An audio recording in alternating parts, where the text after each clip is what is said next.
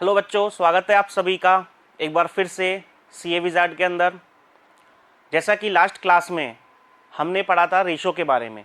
Ratio क्या होता है, उसकी क्या क्या प्रॉपर्टीज़ होती हैं, ठीक है। कुछ हमने यहाँ पे चार्ट्स भी बनाई थी लास्ट क्लास के अंदर, जिस तरीके से हम यूनिट कन्वर्जन करते हैं तो वहाँ पे वो चार्ट हमें हेल्प करेगी। तो इसी सीक्वेंस में आगे बढ़ते हुए आज सबसे पहले मैं आपको कुछ बेसिक्स बता देता हूँ। वो क्या रहेंगे, जैसे कि आपको स्क्वायर, क्यूब वगैरह ये पता होना चाहिए हैंडी, कि देखते ही हमें ये पता चल जाए कि ये नंबर जो है वो किसका स्क्वायर है या किसका स्क्वायर रूट, इसका स्क्वायर रूट क्या आएगा, क्यूब रूट क्या आएगा, वो सब चीज़ें हमें पता होनी चाहिए। हालांकि आपके पास कैलकुलेटर रहेगा, वहाँ से आप निकाल सकते हो, लेकिन फिर भी यदि अपन को कैलकुलेशन फास्ट रखनी है अपनी, तो उसके लिए अपन को ये ज़रूर नॉलेज में रखना है अपन को। तो चलिए बात करते हैं हम।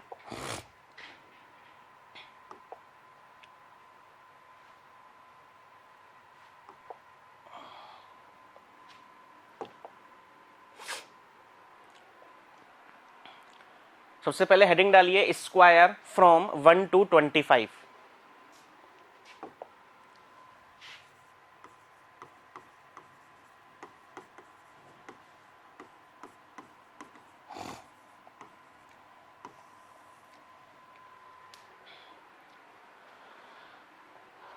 तो क्या रहेंगे, नोट डाउन कर लीजिए। 1 का स्क्वायर 1, 2 का स्क्वायर 4, जनरली यहाँ तक 10 तक तो सभी को याद होता है।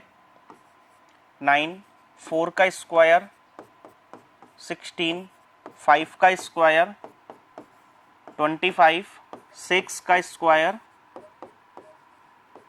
36।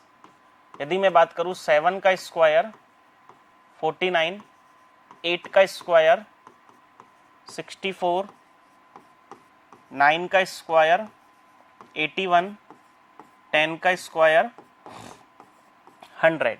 10 तक तो जनरली सबको पता होते हैं स्क्वायर। तो इसी तरीके से जैसे हमें 10 तक के स्क्वायर पता हैं, 11 से लेके 25 तक के, या मैं बोलूँ 30 तक के स्क्वायर हमें पता होने चाहिए। अब आप बोलोगे सर कैलकुलेटर है, कैलकुलेटर से भी निकाल सकते हैं। तो सपोज मानो एक क्वेश्चन में 3-4 स्क्वायर की रिक्वायरमेंट पड़ गई, ऐसा कोई क्वेश्चन आ गया इंटरमीडिएट स्टेप जिसमें 3-4 बार मुझे स्क्वायर की रिक्वायरमेंट पड़ गई, तो क्या आप हर बार कैलकुलेटर यूज़ करोगे? अब जितनी बार कैलकुलेटर यूज़ करोगे तो उसमें भी टाइम कंज्यूम होगा।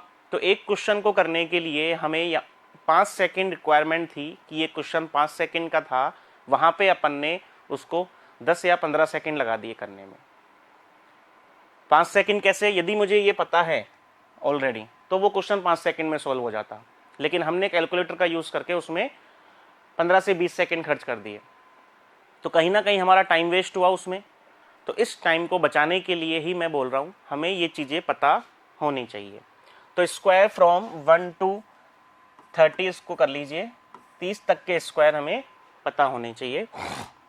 यदि मैं बात करूँ 11 की, तो 11 का स्क्वायर 121, 12 का स्क्वायर 144, 13 का स्क्वायर 169, 14 का स्क्वायर 196, 15 का स्क्वायर 225, 16 का स्क्वायर 256। नेक्स्ट यदि बात करूं 17 का स्क्वायर 289, नेक्स्ट 18 का स्क्वायर 324, 19 का स्क्वायर 361, 20 का स्क्वायर 400। तो 20 तक आप नोट डाउन कीजिए। उसके बाद चलते हैं अपन 21 से लेके 30 तक के स्क्वायर।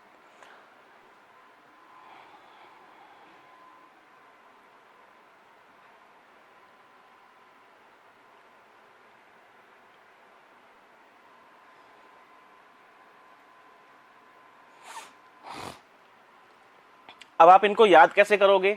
अब ऐसा नहीं है कि इनको रटने बैठ गए कि सर मुझे आज ही याद करने हैं सारे। ऐसा होता है कि सर ने बता दिया कि इंपॉर्टेंट हैं, तो बच्चे क्या करते हैं कि भाई मुझे आज ही याद करना है सारा, और आज याद कर लिया, कल अपन को याद है कल अपन ने वापस से इनको देख लिया, याद हो गए। फिर 5 दिन बाद फिर वापस से यदि कोई पूछता है, वापस से यदि अपन क्वेश्चन करने बैठते हैं, फिर वहाँ पे आता है कि बताइए 19 का स्क्वायर, तो फिर अपन सोचते हैं यार उस दिन तो याद किया था, आज फिर भूल गए। फिर याद करोगे, फिर 1-2 दिन याद रहेगा, फिर भूल जाओगे। तो ऐसी चीज़ नहीं करनी है। इसको याद करने का सबसे बेस्ट तरीका क्या होता है, आप एक पेपर पे नोट डाउन कर लो अलग से, और उस पेपर को आप डेली रूटीन जहाँ पे आप कुछ भी करते हो, शीशे के सामने या फिर कहीं भी, ठीक है, अपने वहाँ पे उसको स्टडी टेबल जो है वहाँ पर उसको चिपका दो, और फिर डेली बस इसको एक बार देखना है कि हाँ मैंने 12 का स्क्वायर 4-5 दिन कंटिन्यू देख लिया। एक एक स्क्वायर को देखते रहो, वो ऑटोमेटिक याद हो जाएगा। 4-5 दिन कंटिन्यू मैंने 13 का स्क्वायर देखा, मुझे याद हो गया नंबर। तो जैसे ही मेरे दिमाग में नंबर कहीं दिखेगा मुझे, तो मुझे डायरेक्टली क्लिक हो जाएगा कि हाँ ये नंबर मैंने देखा था और ये 13 का स्क्वायर। तो रटना नहीं है, समझना है, देखना है, ठीक है। चीज़ों को प्रैक्टिस में, क्वेश्चन में जैसे ही प्रैक्टिस में चीज़ें आती हैं वो अपने आप याद होती चली जाती हैं। फिर उसमें अपन को ये नहीं रहेगा कि आगे हम भूल गए या 2-5 दिन बाद में वापस से क्वेश्चन में आया तो हम भूलेंगे नहीं इसको, इस तरीके से, ठीक है। तो ऐसा आप लोगों को करना है। चलिए, तो ये तो रहा 11 से 20 तक के स्क्वायर्स की बात। नेक्स्ट आते हैं अपन 21 का स्क्वायर। 21 का स्क्वायर होता है 441।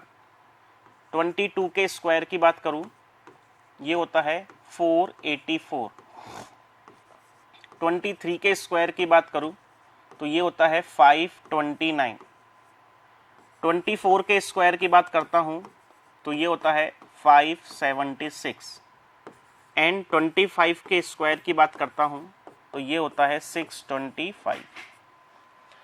नेक्स्ट यदि मैं बात करता हूं 26 का स्क्वायर, 26 का स्क्वायर होता है 676। नेक्स्ट यदि बात करता हूं 27 का स्क्वायर, ये होता है 729। नेक्स्ट 28 का स्क्वायर 784।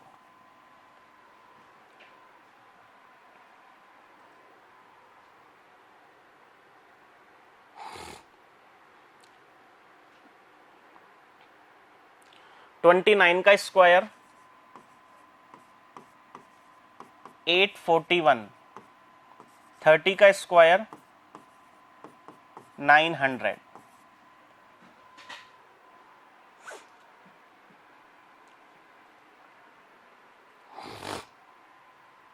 ठीक है, तो आपको 21 से लेके 30 तक के स्क्वायर और लर्न करने हैं। तो आपके पास केवल 2 ही चीजें हैं, 1 से 10 तक के तो आपको ऑलरेडी पता है। 11 से लेके 20 में भी आपको कुछ के पता होंगे, 11 का, 12 का, 13 का, 14 का, 15 का, यहाँ तक पता होगा। 4 आपको याद करने हैं। तो डेली नियम बना लो, 4-5 दिन तक कंटिन्यू मुझे एक ही स्क्वायर देखना है, 16 या 17, किसी एक का या 2 का, ठीक है। फिर आगे मत देखो, फिर कुछ दिन बाद में फिर आगे के 2 देखो, पिछले के 2 वापस से रिवाइज कर लो।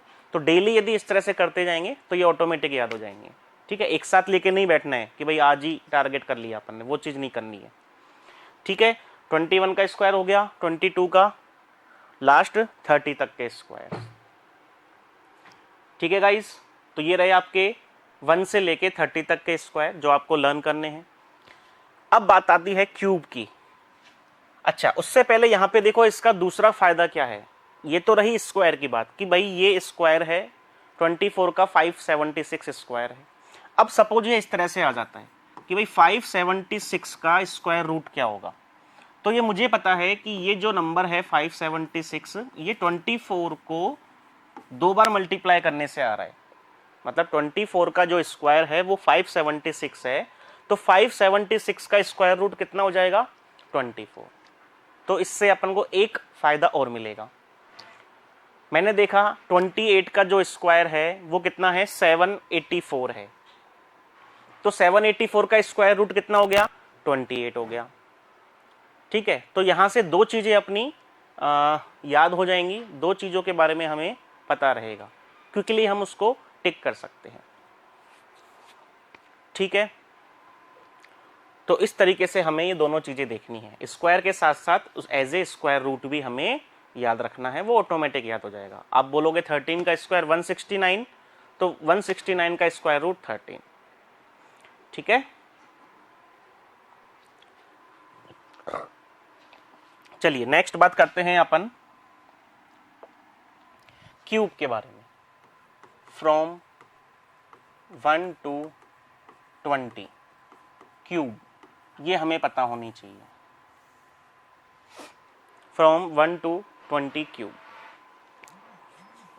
चलिए, 1 का क्यूब होता है 1, 2 का क्यूब होता है 8, 3 का क्यूब होता है 27, 4 का जो क्यूब होता है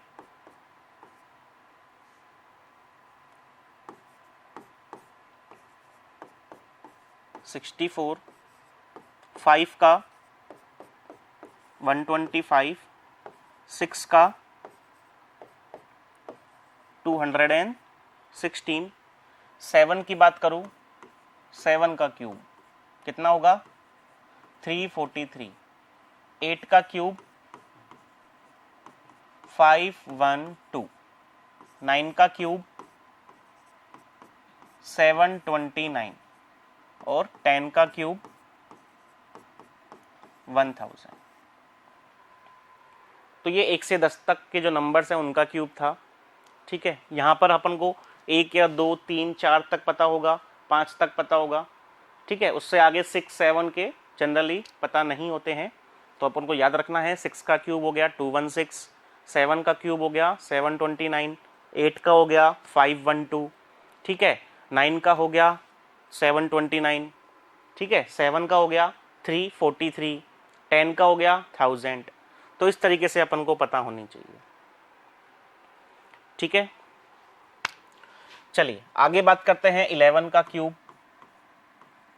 11 का जो क्यूब होता है वो होता है 1331। 12 के क्यूब की यदि मैं बात करूं तो वो होता है 1728। 13 के क्यूब की बात करूं तो वो होता है 2197, 2197।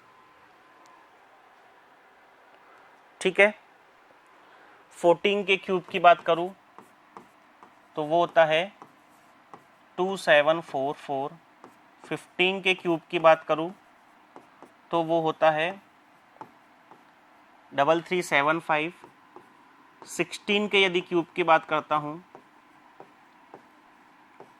4096। ठीक, 17 के यदि क्यूब की बात करता हूं 4913। 18 के यदि क्यूब की बात करूं 5832। 19 के क्यूब की बात करूं 6859 और 20 के यदि क्यूब की बात करूं 8000। ठीक है दोस्तों, तो ये क्यूब अपन को पता होनी चाहिए 11 से लेके 20 तक के। ठीक है, 1-2 बार करोगे ऑटोमेटिक अपन को याद हो जाएंगे। ठीक है, तो जो मेथड मैंने बताया लर्न करने का उस तरीके से आपको फॉलो करना है। तो ये रहे अपने 1 से लेके 20 तक के क्यूब्स। तो आज अपन ने पढ़े 1 से 30 तक के स्क्वायर, 1 से 20 तक के क्यूब। ठीक है, अब यहाँ पे वही फायदा क्यूब रूट। क्यूब रूट क्या होता है, जैसे कि मैं बात करूँ 8 का क्यूब रूट मुझे पता करना है, तो मैं जानता हूँ 2 का जो क्यूब होता है वो 8 आता है। 2 का क्यूब करने से 8 मिलता है, तो जस्ट इसका रिवर्स कि 8 का क्यूब रूट क्या हो गया 2 हो गया। ठीक, अब आपको सपोज एक नंबर मिल गया 4913। अब आपको इसका क्यूब रूट निकालना है। ठीक है, अब एक कैलकुलेटर से निकालोगे, कैलकुलेटर में क्यूब रूट का ऑप्शन नहीं होता, केवल स्क्वायर का ही होता है। फिर क्या करोगे, तो यहाँ पे पता होनी चाहिए कि 4913 जो है वो किसको आ रहा है 17 का क्यूब करने पे आ रहा है। तो इसका जो क्यूब रूट हो गया वो कितना हो गया 17 हो गया। जनरली एग्जाम्स में यहीं तक के क्यूब रूट्स यूज किए जाते हैं, तो वही मैंने आपको बताए हैं। ऐसा नहीं मैं आपको बोल दूं कि 1 से 100 तक के क्यूब्स याद कर लो। ठीक है, वो पॉसिबल भी नहीं है। तो जो जो एग्जाम्स में जनरली पूछे जाते हैं वही यहाँ पे आपको बताया है। तो नंबर देख के अपन को ये पहचान लेना है कि हाँ ये नंबर मैंने देखा हुआ है, तो ये स्क्वायर है, क्यूब है, किसका है वो पता होनी चाहिए। रिवर्स दोनों साइड, क्यूब भी पता हो और स्क्वायर रूट भी पता हो। क्लियर? अच्छा, मैं बात करूँ यहाँ पे कि बताइए 729 किसका स्क्वायर है, अभी बताया था मैंने, तो किसका हो जाएगा भाई? 27 पढ़ा था ना स्क्वायर, 27 का स्क्वायर क्या होता है 729, तो उसका स्क्वायर रूट में यहाँ पे 2 जो है वो बाय डिफॉल्ट लिखा हुआ नहीं रहता है, ठीक है, ऐसा भी ठीक है, और यदि ऐसा दे रखा है वो भी ठीक है, ठीक है। यहाँ पे बाय डिफॉल्ट 2 होता है, अगर कुछ भी लिखा हुआ नहीं है दैट मीन्स यहाँ पे 2 लिखा हुआ है, स्क्वायर रूट है, तो 729 का क्या हो गया 27 स्क्वायर। क्लियर? तो इस तरीके से चीज़ें पता होनी चाहिए, और ये कब होंगी? जब आपको ये चीज़ें पता होंगी, वहाँ पे आप जल्दी जल्दी कर सकते हो। ठीक है, चलिए, तो ये तो रही बात आपके स्क्वायर की एंड क्यूब्स की। अब बात कर लेते हैं कुछ नंबर्स की कैटेगरीज, किस तरीके से कि भाई नेचुरल नंबर क्या होता है, होल नंबर क्या होता है, नॉर्मल सी चीज़ें हैं, तो अब एक बार पता कर लेते हैं उनके बारे में। तो सबसे पहले है नेचुरल नंबर। नेचुरल नंबर को रिप्रेजेंट किया जाता है कैपिटल एन से, ठीक है। और इसके अंदर कौन कौन से अपने नंबर्स आएंगे? इसके अंदर अपने नंबर्स आएंगे 1 2 3 अप टू इन्फिनाइट, ये अपने नंबर्स आएंगे इसके अंदर। नेक्स्ट यदि मैं बात करूं होल नंबर्स की,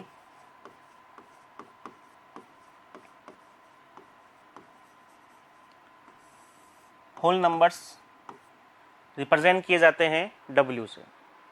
ये चीज़ें मैं आपको क्यों बता रहा हूँ, ये कोई अलग से सिलेबस में नहीं है कि भाई ये चीज़ें सिलेबस में है, ये मैं इसलिए बता रहा हूँ क्योंकि ये रिक्वायर्ड है कैलकुलेशन के लिए। वर्ड्स वहाँ पे लिखा हुआ है होल नंबर, तो हमें फेमिलियर ही नहीं है होल नंबर से कि होल नंबर क्या होता है, तो फिर वो क्वेश्चन का मतलब ही नहीं रहेगा, ठीक है। तो एग्ज़ाम वाला जब भी एग्ज़ाम बनाता है, पेपर जब भी सेट किया जाता है, तो वो इजीली अंडरस्टूड रहता है दिमाग में कि बच्चों को 1+2 तो पता होगा, ठीक है। वो ऐसा नहीं है कि सिलेबस में मैंने 1+2 नहीं डाला तो ये मुझे क्वेश्चन डालना ही नहीं है, देना ही नहीं है, ठीक है ना। तो वो तो दिमाग में ये सेट करके रहता है ना कि बच्चों को 2+2, ठीक है, मल्टीप्लिकेशन 3 × 3, ये चीज़ तो आता ही होगा। तो वही चीज़ है कि उसको ये पता रहेगा कि यहाँ पे natural number, whole number, integers के बारे में बच्चों को पता है पहले से, तब जाके उनके बेस पे वो क्वेश्चन बनाएगा, ठीक है। ऐसा नहीं है कि सिलेबस में नहीं डाला तो आउट ऑफ सिलेबस बोल दिया कि नहीं ये क्वेश्चन तो हमारे है ही नहीं सिलेबस में, ठीक। तो पता होना चाहिए। यदि मैं बात करूँ होल नंबर की, तो होल नंबर जो हैं उनको रिप्रेजेंट किया जाता है W से, और यहाँ पर इनकी जो स्टार्टिंग होती है 0 1 2 3 एंड अप टू इन्फिनाइट, ठीक है। यहाँ पे इन्फिनाइट लिख लो, ठीक है।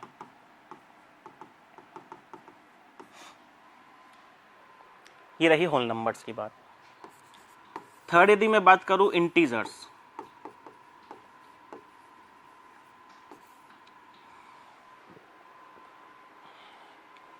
इंटीजर्स को 2 लेटर से रिप्रेजेंट करते हैं, एक तो है I और दूसरा जो होता है वो Z। दोनों लेटर इंटीजर्स के लिए यूज किए जाते हैं। तो इनके अंदर कौन कौन से नंबर्स आएंगे? तो यदि मैं बात करूं नेगेटिव में इन्फिनाइट, मतलब यहाँ पे स्टार्टिंग नंबर कोई भी नहीं है, ये इन्फिनाइट चल रहा आ रहा है पीछे से, फिर आ जाएगा -2, -1, 0 1 2 और अप टू इन्फिनाइट, ठीक है। तो यहाँ पे अपने जो नंबर्स आए, पॉजिटिव नंबर्स आ गए सारे के सारे, ठीक है, सारे नेगेटिव नंबर्स इनके अंदर इंक्लूड हैं और 0।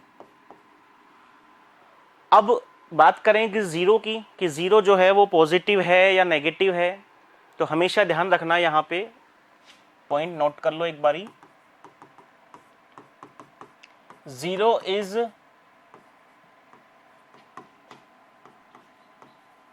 neither positive nor negative,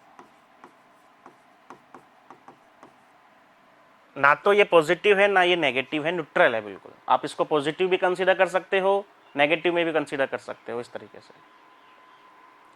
ठीक है, तो 0 जो है वो ना तो पॉजिटिव नंबर है और ना ही नेगेटिव नंबर है, दोनों केस में इसको कंसीडर किया जा सकता है। कोई सिंबल प्लस लगाओगे तो भी काम करेगा, माइनस लगाओगे तो भी काम करेगा। ठीक है, ऐसा कोई स्पेसिफिक नहीं है। चलिए अब यहां पे दूसरा पॉइंट, यदि मैं दूसरे पॉइंट की बात करूं कि इवन और ओड नंबर्स के बारे में बात करूं इंटीजर्स के अंदर, तो देखो इधर इवन नंबर क्या होते हैं,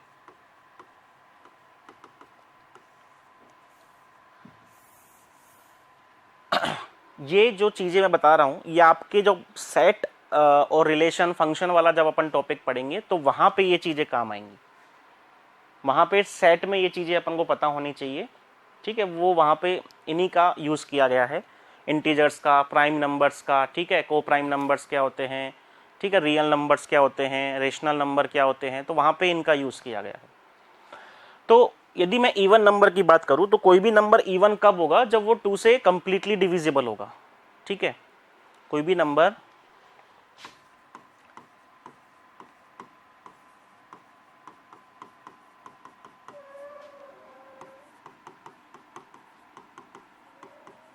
any number completely divisible by 2, तो उसको अपन क्या बोल देंगे, इवन नंबर बोल देंगे। कंप्लीटली डिविजिबल का मतलब क्या है कि जो रिमाइंडर होता है वो 0 आना चाहिए।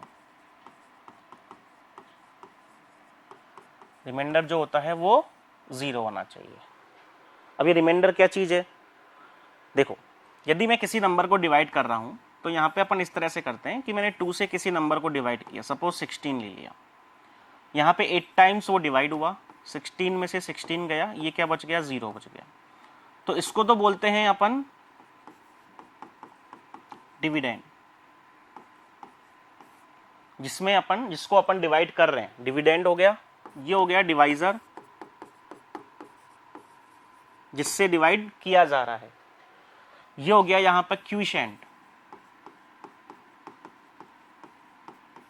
और ये हो गया यहां पे रिमाइंडर।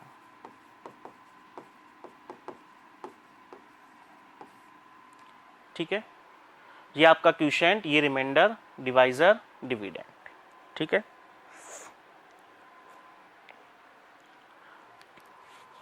तो जब भी किसी नंबर को 2 से डिवाइड करूं तो ये जो रिमाइंडर है वो 0 आना चाहिए। यदि ये 0 आ रहा है दैट मीन्स जो नंबर है वो कैसा नंबर है, इवन नंबर है। ठीक है, अब यदि रिमाइंडर 0 नहीं है, अदरवाइज रिमाइंडर 0 नहीं है, देन नंबर इज ऑड, तो उस नंबर को क्या बोलेंगे, ऑड नंबर बोलेंगे। जैसे कि ऑड नंबर के एग्जाम्पल क्या क्या हो गए, ऑड नंबर के एग्जाम्पल हो गए यहाँ पर 3, ठीक है, 5, 1, 7, इस तरीके से, ये सारे के सारे ऑड नंबर्स हैं। ठीक, इवन नंबर्स के एग्जाम्पल वही 2, 4, 6, ठीक है, 8, इस तरीके से, ये सारे के सारे जो नंबर्स हैं वो इवन नंबर्स हैं, क्योंकि 2 से डिवाइड करने पे हमें 0 मिल रहा है। चलिए अब एक क्वेश्चन मैं यहाँ पे पूछता हूँ आपसे कि 0 इज इवन और नॉट, कि भाई अपन ने डेफिनेशन तो समझ ली कि 0 जो है वो इवन है या नहीं है, ये हमें समझना है। ठीक है, हमें पता है कि इवन क्या होता है, ओड क्या होता है, डेफिनेशन अपन ने पढ़ ही लिया। ठीक है, एग्जाम्पल भी अपन ने देख लिया कि किस तरीके से वो नंबर्स हो सकते हैं। अब यदि इस बात आती है 0 की, तो 0 जो है वो किस तरह का नंबर होता है, इवन होता है या ओड होता है। अब कुछ का आंसर मिलेगा कि सर ना तो ये इवन है ना ओड है, कुछ आंसर दे रहे हैं कि सर अपन ओड में भी रख सकते हैं, अपन इवन में भी रख सकते हैं। तो चलिए क्लियर कर लेते हैं इस चीज को कि 0 इवन है या ओड है। डेफिनेशन के थ्रू अपन चलते हैं। डेफिनेशन क्या बोलती है कि यदि मैं किसी भी नंबर को 2 से डिवाइड करता हूं तो मुझे रिमाइंडर क्या मिलना चाहिए, 0 मिलना चाहिए। तो यहां पे मुझे बताओ 2 से यदि मैं 0 को डिवाइड करूंगा तो क्या ये डिवाइड होगा, क्या नहीं होगा। डिवाइड नहीं होगा तो अपन क्या करते हैं, 0 लगाते हैं। 0 लगाया, फिर यहां पे 0 आ जाएगा, रिमाइंडर क्या बचा, 0 बचा। रिमाइंडर क्या बचा, 0। तो जब रिमाइंडर 0 बच गया तो क्या डेफिनेशन के अकॉर्डिंग क्या बोला जाता है कि किसी भी नंबर को 2 से डिवाइड करने पे यदि रिमाइंडर 0 है तो वो नंबर कैसा है, इवन नंबर है। तो डेफिनेशन के अकॉर्डिंग तो ये नंबर कैसा हो गया, इवन हो गया, क्योंकि यहां पर इसको 2 से डिवाइड करने पे रिमाइंडर में क्या मिला, 0 मिला।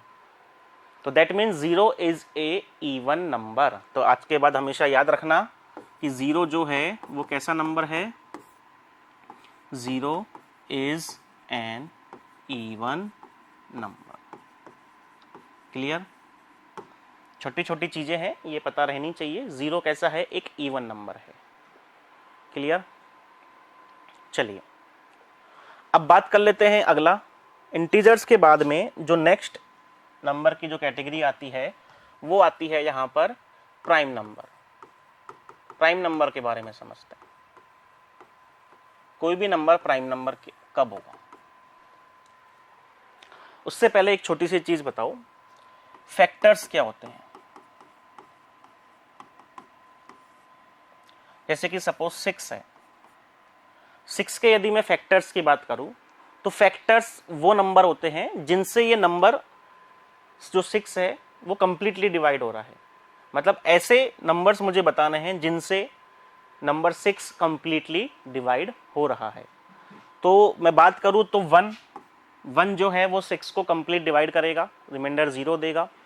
यदि मैं बात करूं 2, जी हाँ 2 भी एक इसका फैक्टर है, क्योंकि 2 क्या करेगा, 6 को कंप्लीटली डिवाइड कर रहा है। यदि मैं बात करूं यहां पर 3 भी क्या है, एक इसका फैक्टर है, वो भी इसको कंप्लीटली डिवाइड कर रहा है। यदि मैं बात करूं आगे और 6 की, ठीक है, वो नंबर खुद आ गया इटसेल्फ, तो 6 भी क्या कर रहा है, इसको कंप्लीटली डिवाइड कर रहा है। तो दैट मीन्स ये सारे के सारे क्या हैं, इसके फैक्टर्स हैं।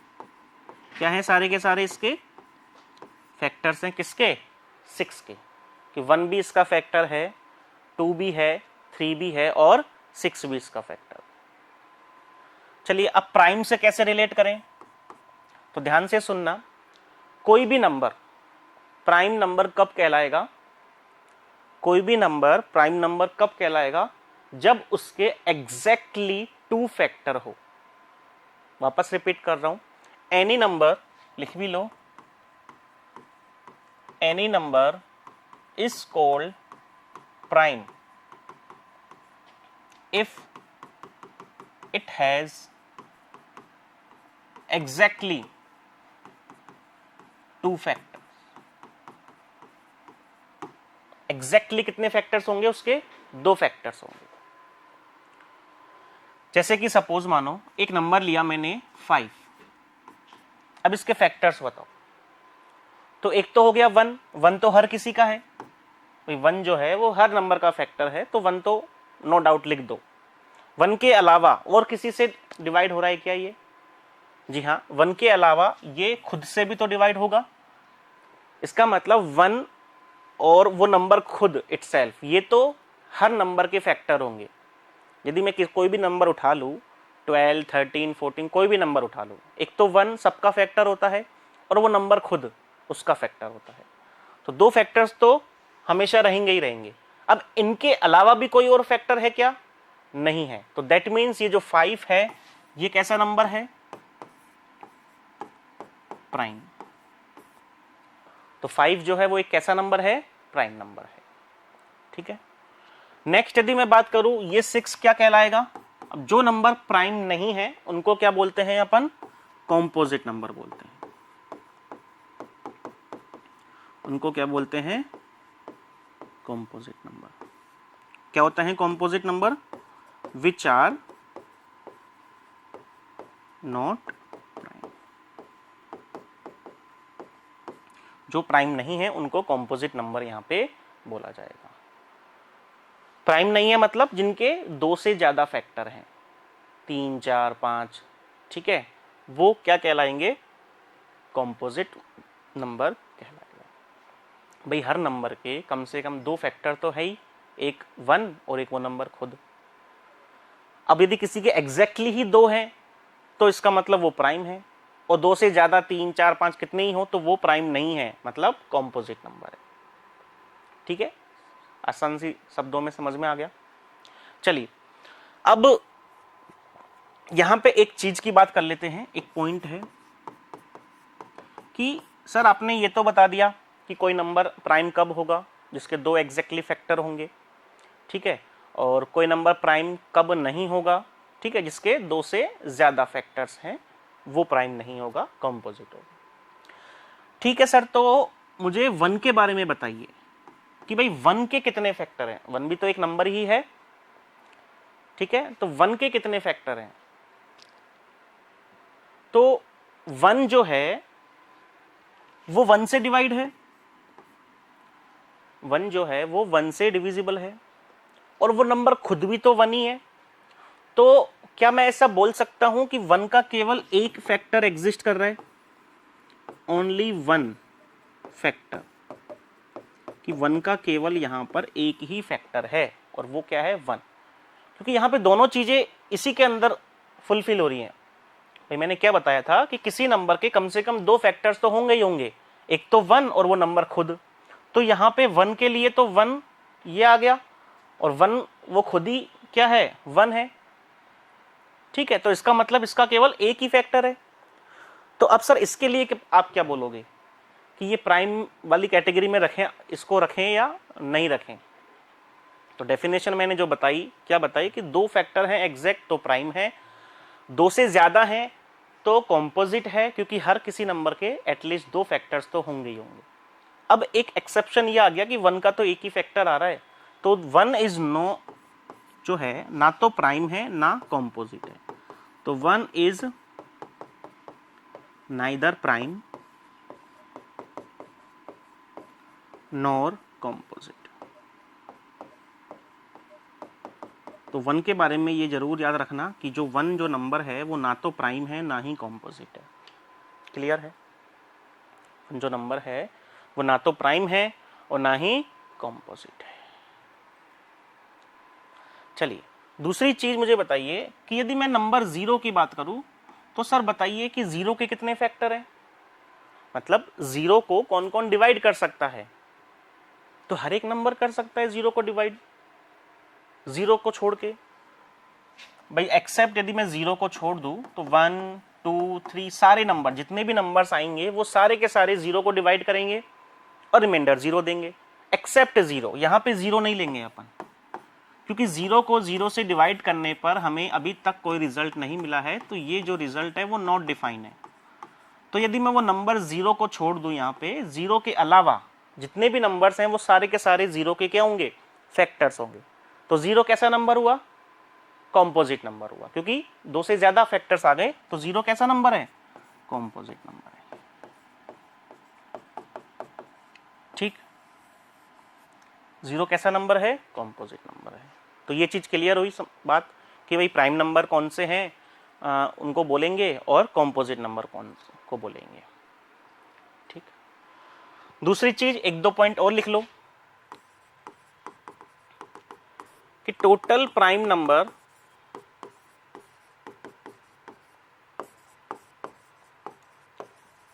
फ्रॉम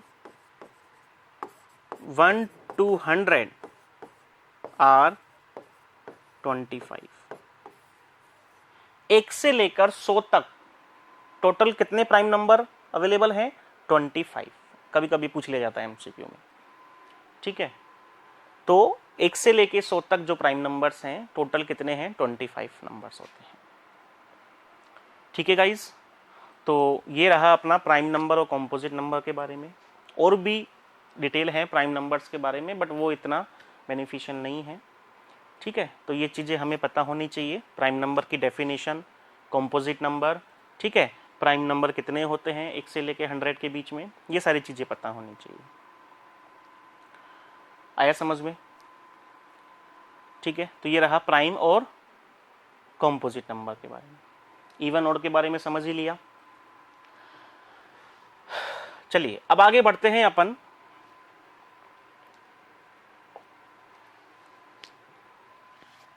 कि एचसीएफ और एलसीएम में कभी कभी दिक्कत आती है बच्चों को। जब फ्रैक्शन सोल्व कर रहे होते हैं तो एचसीएफ में, एलसीएम में, एचसीएफ का मतलब होता है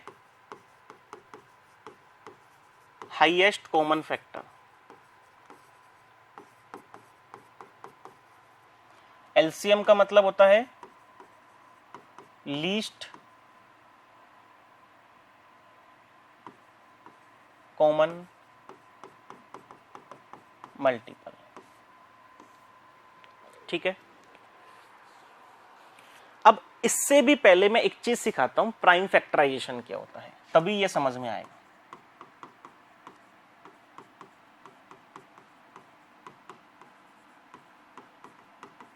प्राइम फैक्टराइजेशन अब ये कहां काम आएगा, जब अपन इक्वेशन वाला चैप्टर पढ़ेंगे तो वहां पे जब अपन उसको स्प्लिट करते हैं इक्वेशन को, तो वहां पे कभी कभी ऐसा होता है कि हमें जो है वो नंबर्स नहीं निकाल पाते हैं कि ये किन दो नंबर्स में स्प्लिट होगा।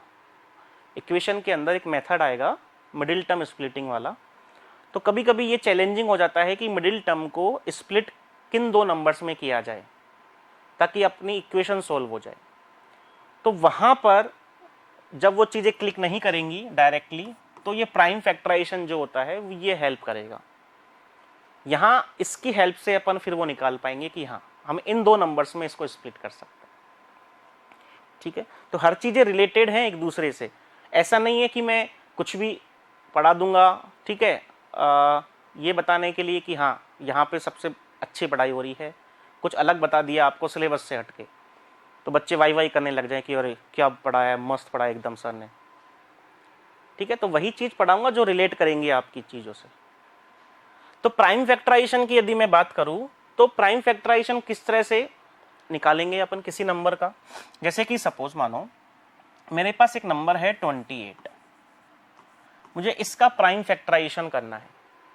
अब प्राइम फैक्टराइजेशन टर्म्स का मतलब समझो कि मुझे 28 को इस तरह से ब्रेक करना है कि ब्रेक करने पे जो नंबर मुझे मिल रहे हैं वो सारे के सारे प्राइम हैं। या फिर दूसरे शब्दों में, आसान शब्दों में ये बोलूं कि 28 को मैं इस तरह से लिखूं 4-5 नंबरों में जिनको मल्टीप्लाई करने पे 28 वापस मिल जाए, लेकिन वो जो नंबर मैं जिनको मल्टीप्लाई कर रहा हूं वो सारे के सारे प्राइम होने चाहिए। इसको बोलते हैं प्राइम फैक्टराइजेशन, कि 28 के फैक्टर्स जो हैं वो प्राइम नंबर्स होने चाहिए। अभी जो मैं 6 का फैक्टर्स कर रहा था, 6 के जो मैंने फैक्टर्स बताए थे,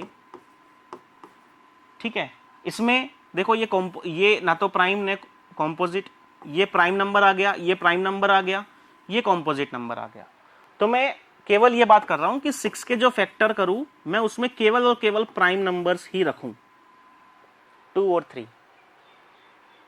ठीक है, इनको मल्टीप्लाई करने पे वापस मुझे 6 मिल रहा है। तो ये है प्राइम फैक्टराइजेशन। आ गया समझ क्लियरली मैं क्या बोलना चाह रहा हूं? तो वही चीज है कि 28 के प्राइम फैक्टराइजेशन यदि मैं करूं तो कैसे करूंगा। चलिए, सबसे छोटा प्राइम नंबर जो होता है वो क्या होता है, 2 होता है, ध्यान रखना। अच्छा, प्राइम नंबर नेगेटिव में बात नहीं करेंगे कि भाई -2 जो है वो प्राइम नंबर है, माइनस में जो 3 है वो प्राइम नंबर है। प्राइम नंबर्स की जब भी बात हो रही होगी तो केवल पॉजिटिव इंटीजर्स जो भी 0 के राइट साइड में थे, 1 2 3 4 5, केवल उन्हीं के बारे में बात हो रही होगी। ठीक है, तो माइंड में बैठा लेना ये चीज कि प्राइम नंबर की जब भी बात करेंगे तो पॉजिटिव इंटीजर्स की बात करेंगे, नेगेटिव -2 -3 इनकी बात अपन नहीं करेंगे वहां पे। ठीक है, चलिए अब आते हैं 28 पे। तो मैंने बताया सबसे छोटा लीस्ट प्राइम नंबर जो होता है वो होता है 2। ठीक है, अच्छा एक और इंपॉर्टेंट पॉइंट है यहां पर कि 2 एक इकलौता ऐसा प्राइम नंबर है जो इवन है। अब कोई से भी प्राइम नंबर उठा लो, 1 से लेके 100 तक, क्या कितने ही उठा लो आप, ठीक है, एक 2 ही एक ऐसा इकलौता प्राइम नंबर है जो इवन है। तो one and only even prime number, ये बात ध्यान रखना कि 2 ही एक ऐसा इकलौता नंबर है जो इवन भी है, साथ ही साथ वो प्राइम भी है, क्योंकि इसके 2 ही फैक्टर हैं 1 और 2। इसके अलावा जितने भी प्राइम नंबर्स आप देखोगे वो सारे के सारे ओड मिलेंगे आपको। 3 देख लो, 5 देख लो, 7 देख लो, ये सारे के सारे आपको ओड मिलेंगे यहां पर। क्लियर? तो इतना समझ में आया? ठीक है, तो इतने पर नोट डाउन कीजिए सभी।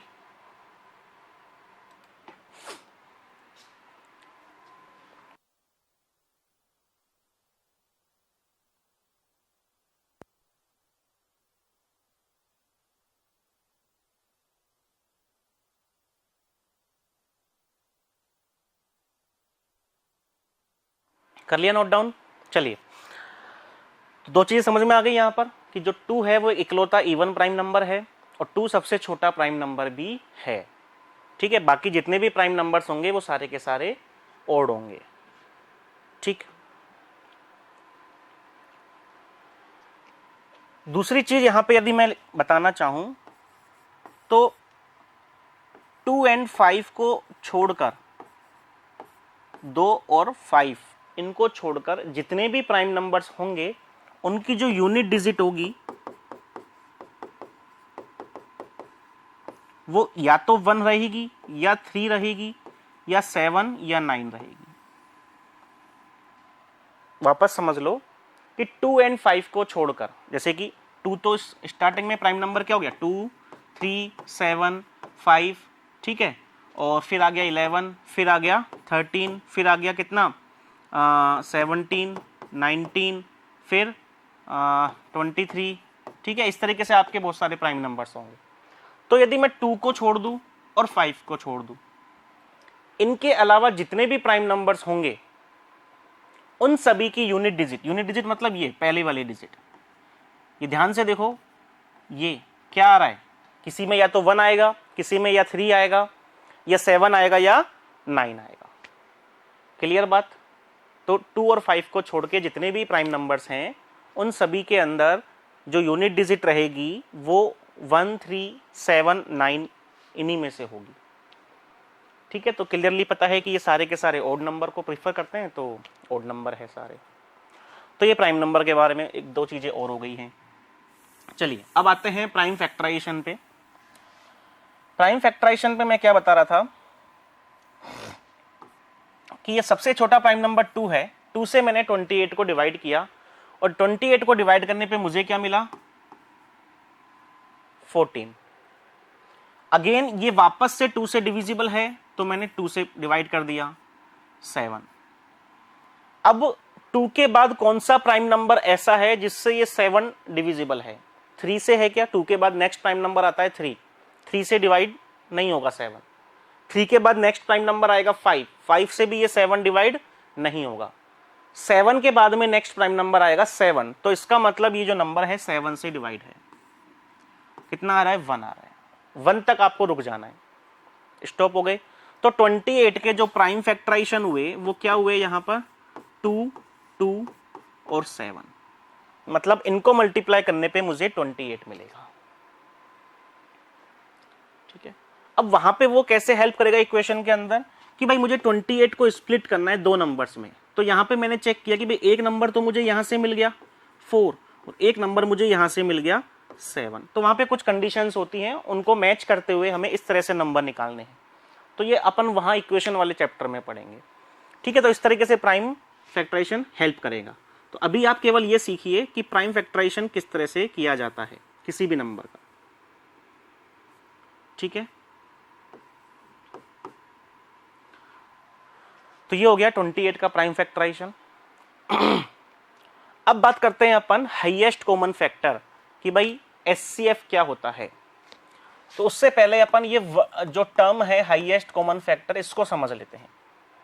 ये क्या बोल रहा है? हाईएस्ट मतलब सबसे ज्यादा, कॉमन फैक्टर। यहां पे 2 नंबर्स मेरे पास रहेंगे, सपोज जैसे कि मैंने नंबर ले लिए 6 और 12, मुझे इनका एचसीएफ निकालना है। कभी भी अकेले नंबर का एचसीएफ नहीं निकलेगा, ना किसी अकेले सिंगल नंबर का एलसीएम निकलेगा।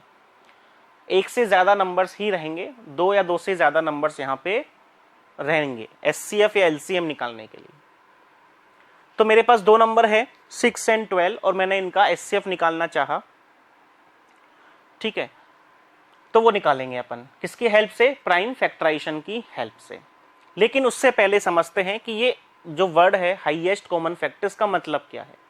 चलिए आइए, 6 के जो फैक्टर हैं वो है 1, 2, 3 और 6।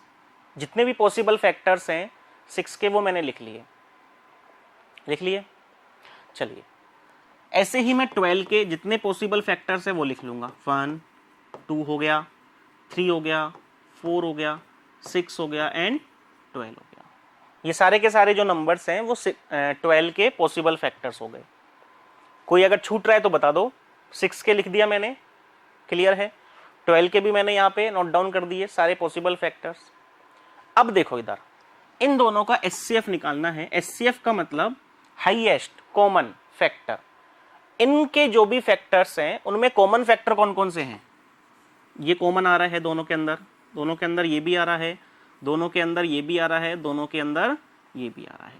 तो ये जो फैक्टर्स हैं वो दोनों नंबर्स में कॉमन है कि भाई ये 1 6 को भी कर रहा है, 1 12 को भी कर रहा है, 2 6 को भी कर रहा है, 2 12 को भी कर रहा है, 3 जो है वो 6 को भी कर रहा है, 3 जो है ये 12 को भी कर रहा है, इस तरीके से। तो ये जो फैक्टर्स हैं वो कॉमन आ रहे हैं।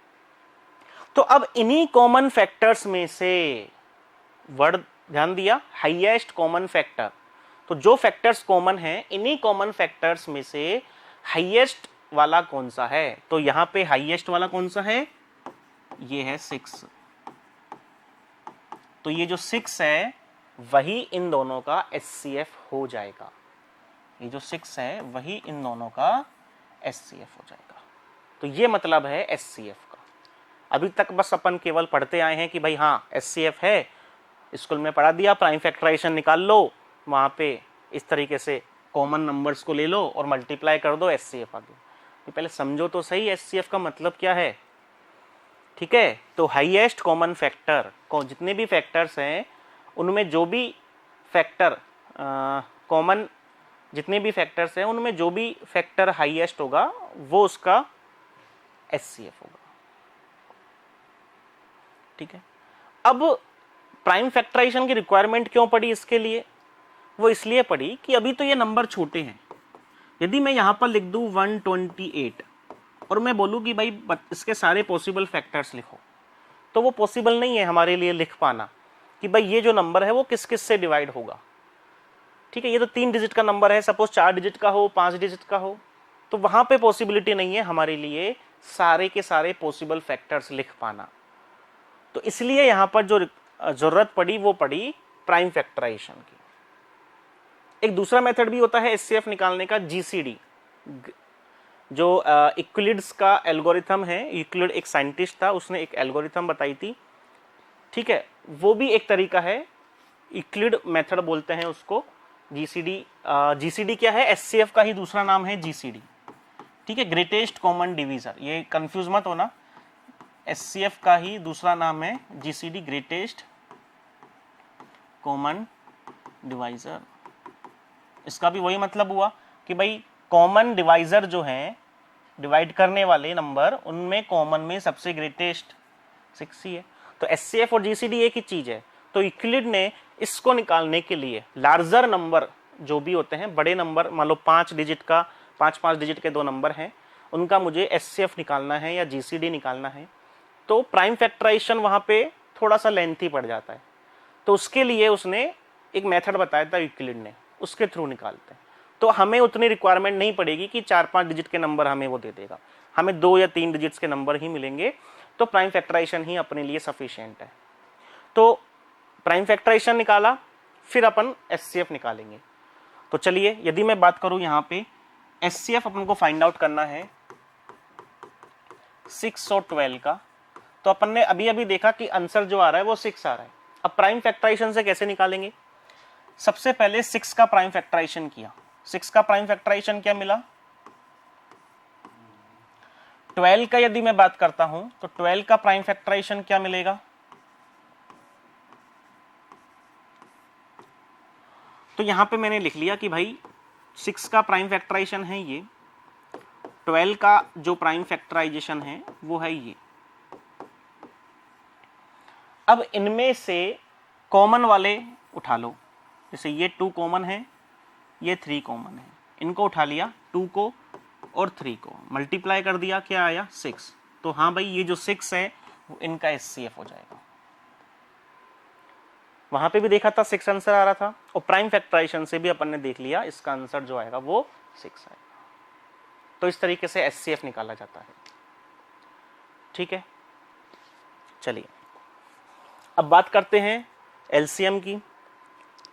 तो मिलेंगे नेक्स्ट क्लास में जहां पर हम बात करेंगे LCM किस तरह से निकाला जाता है। ठीक है, LCM के 2 तरीके बताऊंगा, एक तो प्राइम फैक्टराइजेशन है ही और एक शॉर्टकट तरीका, ठीक है, जहां पे अपन डायरेक्टली निकाल सकते हैं। तो आज के लिए इतना, मिलते हैं नेक्स्ट क्लास में। बहुत बहुत धन्यवाद।